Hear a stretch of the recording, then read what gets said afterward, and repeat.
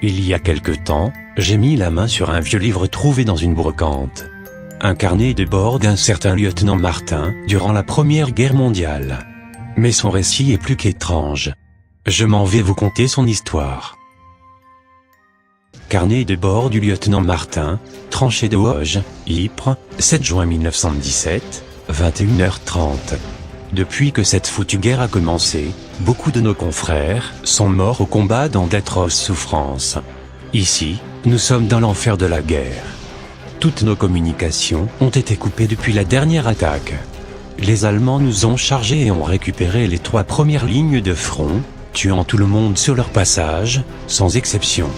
Seule notre unité d'élite a pu s'échapper pour se réfugier dans la dernière tranchée, celle de l'infirmerie. D'après Charles Warren, notre espion, les Allemands sont au courant de notre présence, mais ils ont décidé de nous laisser tranquilles pour quelque temps. Charles a récupéré un document stipulant qu'ils attendaient une nouvelle patrouille venant de Bruxelles, ce qui nous laisse 10 jours pour sortir de ce pétrin. Il nous a aussi rapporté qu'il avait vu une sorte de prêtre en toge marron discuter avec le général Van der Brogt, et ce détail m'intrigue. D'autant plus que ce prêtre avait un épais livre en cuir usé, teinté de symboles ésotériques. Je me demande bien ce qu'un prêtre fait dans nos tranchées alors que leur infirmerie se situe de l'autre côté du champ de bataille. Charles doit y retourner demain, peut-être que nous en saurons plus sur le sujet. Carnet de bord du lieutenant Martin, tranchée de Vosges, Ypres, 8 juin 1917, 20h21. Le moral de notre unité est en baisse. Nous économisons les repas car sous peu, nous viendrons à manquer de vivres.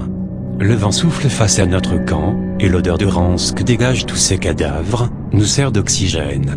Marc ne l'a d'ailleurs pas supporté. Il s'est tiré une balle dans la tête.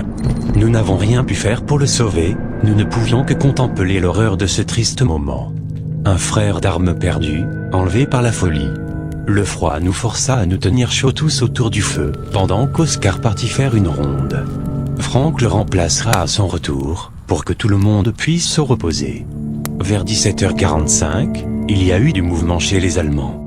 Nous avons entendu un cri suivi d'un mouvement de foule, mais aucun coup de feu n'a été tiré.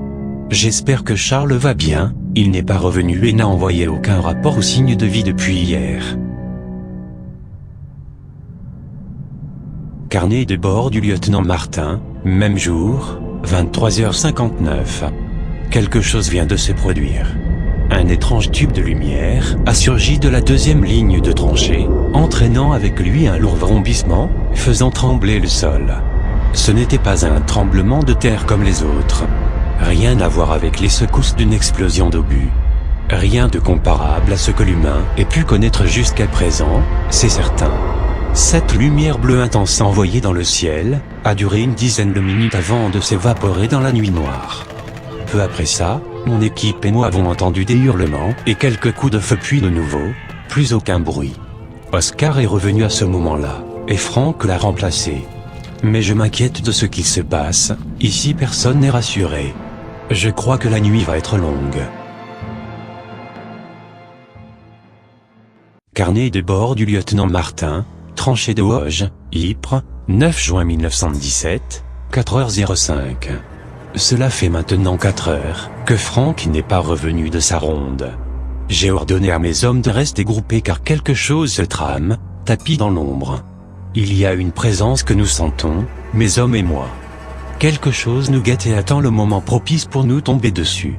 Avec tout ça, je n'ai plus d'espoir pour Charles, je suis certain qu'ils l'ont tué. Nous allons patienter en attendant le lever du soleil, puis nous irons chercher Franck à ce moment-là. Ce sera plus prudent. Carnet de bord du lieutenant Martin, même jour, 9h17. Nous avons retrouvé Franck dans la partie nord-est des galeries. Nous n'avons pu l'identifier que grâce à son nom inscrit sur sa plaque militaire. Lorsque nous l'avons retrouvé, mon équipe n'a pas supporté cette boucherie atroce.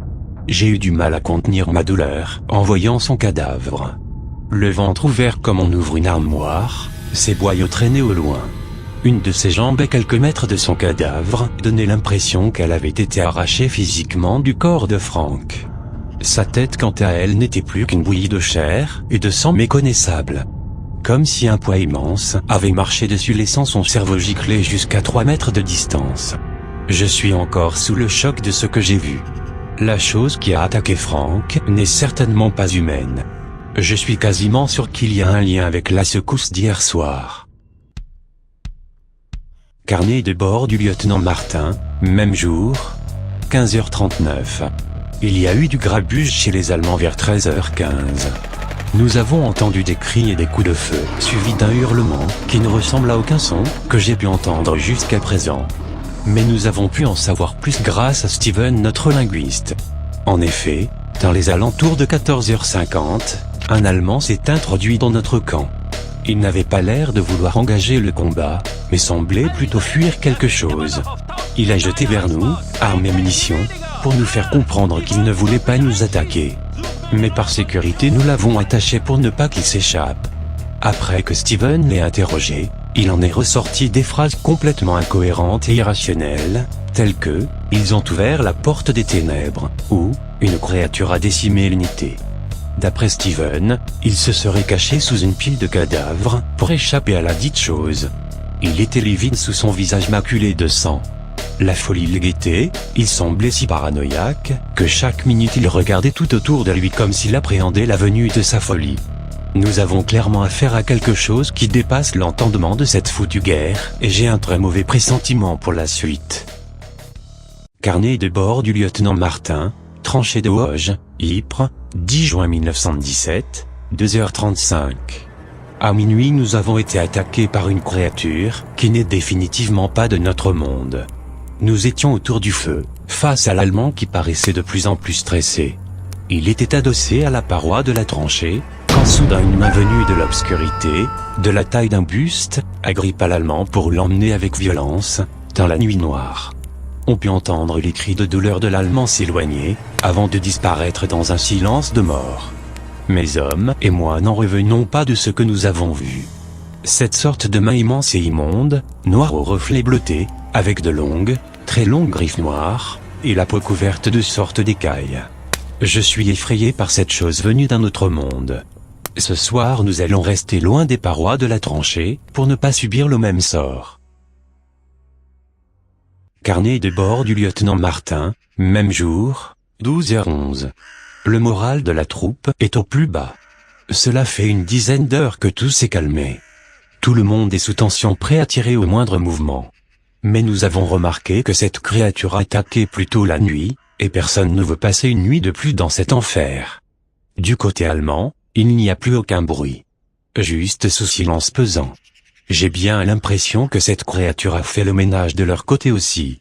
Je repense à ce prêtre. Et si les Allemands avaient trouvé le moyen d'ouvrir une brèche vers un monde parallèle, un univers en dehors de l'espace et du temps, qui n'a pas pu être maîtrisé? Ça expliquerait cette merde dans laquelle nos deux camps sommes confrontés. Carnet de bord du lieutenant Martin, même jour, 23h02. Nous venons d'entendre ce même hurlement indescriptible. Celui-ci est très proche. On entend parfois des grognements mais le bruit est indistinct et se déplace autour des tranchées. Tout le monde est aux aguets, prêt à faire feu à la moindre occasion. Ce soir va être pour nous une longue nuit agitée. Carnet de bord du lieutenant Martin, tranchée de Vosges, Ypres, 11 juin, 1917, 1h. La créature est apparue du côté est de la tranchée. Nous n'avons pu voir que d'immenses yeux rouges feu dans l'obscurité. Son grognement était terrifiant. La scène n'a duré que quelques secondes avant que je n'ordonne de tirer sur la créature. Elle a pris la fuite aussitôt, mais elle reviendra d'ici peu. Et cette fois-ci elle n'attendra pas que l'on réagisse. Carnet de bord du lieutenant Martin, même jour, 7h. Le jour s'est levé. La créature est partie. 4 de nos hommes ont perdu la vie dans ce combat. Nous n'avons pas réussi à voir cette créature qui agit dans l'ombre. Seuls ses yeux ignobles de froideur luisaient dans cette obscurité macabre. J'ai vu le corps d'un de mes hommes, coupé en 2 parties, être jeté sur nous comme un vulgaire caillou. Je pense que notre heure va bientôt sonner. Si cette créature revient ce soir, nous ne pourrons plus tenir bien longtemps. Nos munitions s'épuisent. J'ai l'impression que nous devenons tous fous dans ce cauchemar éveillé. Carnet de bord du lieutenant Martin, même jour, 11h47. Vincent nous a quittés. Il s'est suicidé, après nous avoir tous menacés de nous tuer. Il voulait que l'on parte tous avec lui pour ne pas subir la nuit à venir, notre dernière nuit. Il avait perdu la raison, et malheureusement, c'est ce qui nous attend aussi. L'odeur de pourriture ne nous affecte même plus, tant l'horreur de ce moment est intense. Nous attendons avec terreur le moment où la nuit va tomber. Nous ne sommes plus que 3. Oscar, François et moi-même. Je vais prier pour nos âmes. Carnet de bord du lieutenant Martin, même jour, 23h51. Elle a tué Oscar et François. Cette foutue créature les a tués. Je n'ai jamais rien vu de tel dans ma vie. Cette immondice fait au moins 6 mètres de long et 3 mètres de haut. Des pics sur tout son corps noir d'écailles. L'Allemand avait raison, cette créature vient des enfers. J'ai réussi à m'échapper pour me barricader dans l'infirmerie. Je n'ai plus qu'un chargeur, je veux y passer ce soir. Elle a refusé de m'attaquer, je crois qu'elle craint le...